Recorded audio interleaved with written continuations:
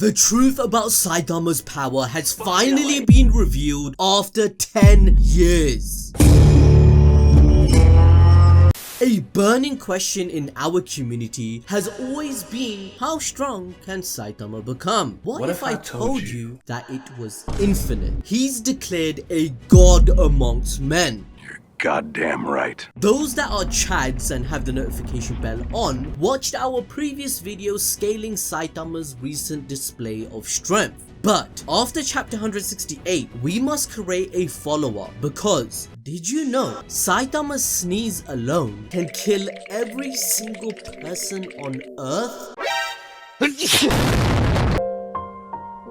The amount of force it generated could have blown up Earth's atmosphere 90 times over. And that's just a sneak peek, so make sure to join us on Sunday where we power scale Saitama even further to complete our series. Now today, we must focus on the story because chapter 168 was fire! Welcome back everyone, and it's time to go Chapter 168 has yet again completely changed the entire course of the story. One Punch Man has changed forever. As we approach the finale of Saitama vs Garo, the chapter begins with them trading countless punches. Garo is sent flying through one of his own hyperspace portals, but quickly retaliates with an overhead kick. Saitama then launches into the air, copying Garo's own technique that he used in chapter 159 against the Cape Baldy. Garo knows this. He mentions how Saitama is copying his moves on purpose, almost to taunt Garo to show him that he can never be stronger than him. Saitama then says, "What's wrong? You said you were gonna copy me when I'm serious and surpass me, didn't you? Isn't that the whole point of this?" This is in reference to Genos' call. You will know that in chapter 166, Garo purposefully killed Genos to incite this reaction from Saitama as a way for Garo to copy his limitless strength and become the absolute evil he desires to be. However, we clearly see that this has backfired tremendously as Saitama has flipped out his Uno reverse card and instead is copying Garo. Garo claims that he is hitting Saitama with serious punches with the same amount of power he was utilizing on Earth. This amount of power is capable of destroying the Earth in one punch, which means Saitama's own power level at that time cannot kill him, and Garo is indeed a god level threat and the strongest enemy we have come across besides the celestial known as God that resides on the moon. Every time Saitama strikes, it's with more and more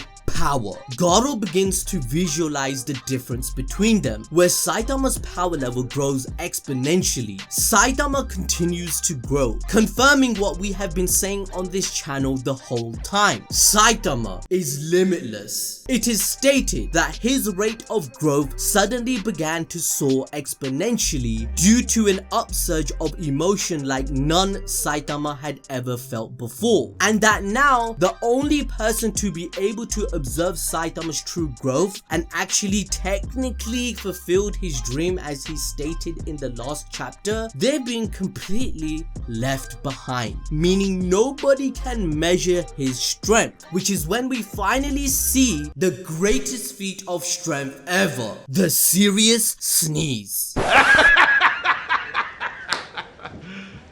You serious? Yeah.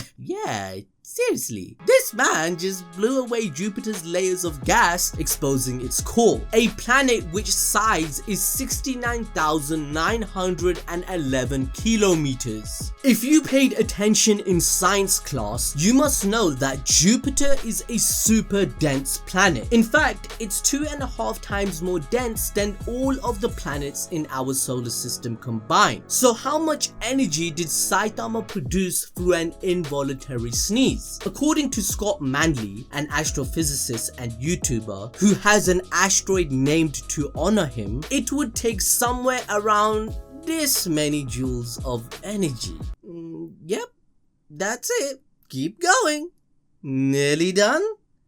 There we go. If you managed to read that number, then what the fuck is wrong with you, firstly? But for those that couldn't, the answer is 2 trillion joules of energy. To blow up the earth, one needs about 225 million trillion joules of energy. So Saitama can cause Earth's atmosphere to be destroyed in one sneeze 90 times over. How do we know this? Well, of course, we have our degree in anime bullshit science.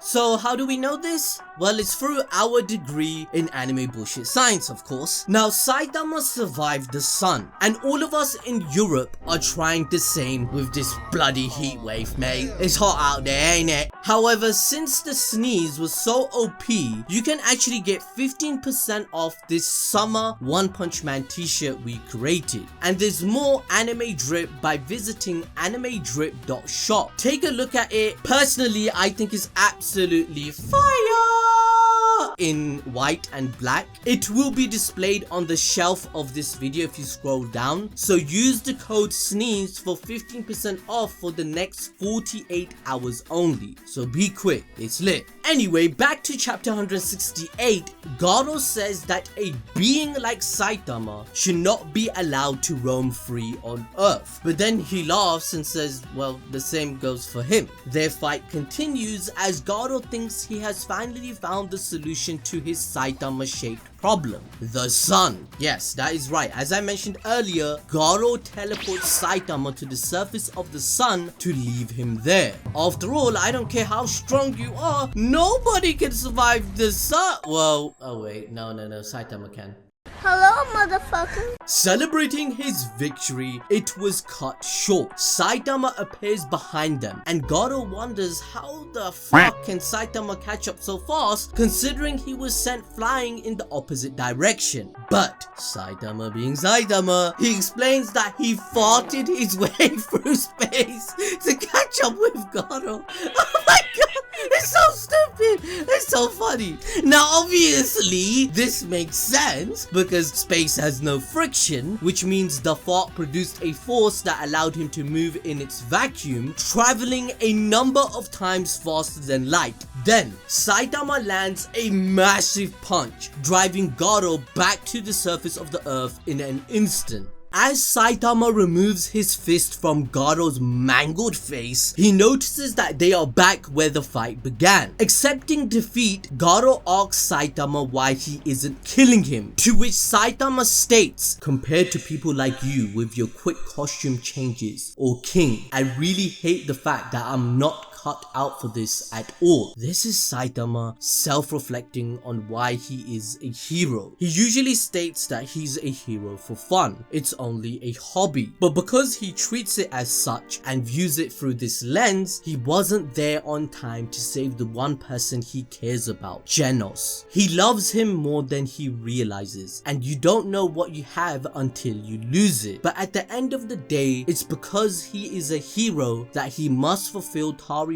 final request to stop Garo without killing him, which is when Garo witnesses Tareo's lifeless body. Tareo is Garo's humanity, which is why his human face has finally returned at that moment. Despite Garo's best efforts to push it away throughout this arc, and despite his human side flaws, and even now is quite literally trying to run away from it. Tareo is a representation of Garo, as he parallels his childhood in which he was also bullied for being the monster and judged for it. Garo was weak and alone, just like Tareo, and that's why he cares about him. As he stated in the chapter, the one person he wanted to save by being absolute evil was him in the first place. Garo screams out how it was his fault for being too close, and that he was that ominous future which he said in both chapter 77 of the webcomic and also 166 of the manga. Saitama says that he's been acting really weird ever since they landed back on Earth, questioning if some weirdo had done something to Garo. He responds by saying that if they did, it's because his spirit was too weak, which is obvious Garo is having doubts in himself. He did try to refuse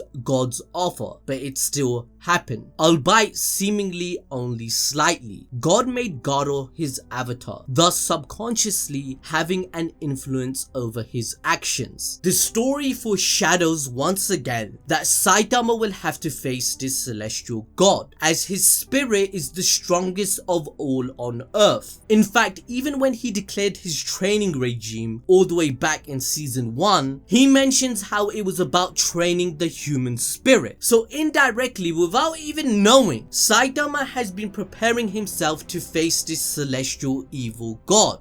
Garo says that it is laughable that a hero that takes him down says that they're not even cut out to be a hero. If Saitama could have just killed him with a smug look on his face whilst projecting his ideals of justice, then he would have at least gone out in true evil style. But again, even in his final moments, Garo has tried to take the easy way out. But instead, he has been hit with a taste of the real world, as the one thing he wanted to say first was instead killed by him. Which is when Saitama asks if he wanted to save him or if he was just clinging on to Tareo for emotional support. Garo snaps, asking Saitama what the hell he would know about that, which is when it all finally clicks for him. Saitama knows exactly what that feels like, as that is what he'd done their entire fight with Genos' core. He sees Saitama holding the core and realizes the cause of his actions, how he has put others through the same pain he is now feeling. Garo, seeing that he was responsible for killing his one remaining ray of light, ironically removed